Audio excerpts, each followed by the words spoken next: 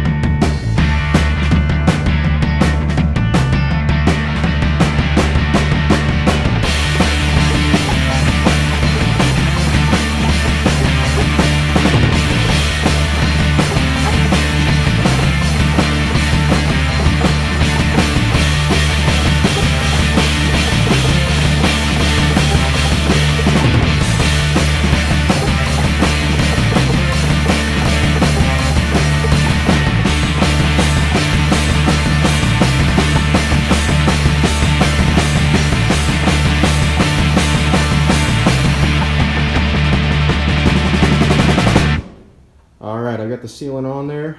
I've just got to let it sit for probably a full day, I guess. I don't know, it's pretty cold here. It'll take a long time to set up. But yeah, that should do it for this one. If I need to apply another coat of the sealant, I will, just to make sure that it's watertight.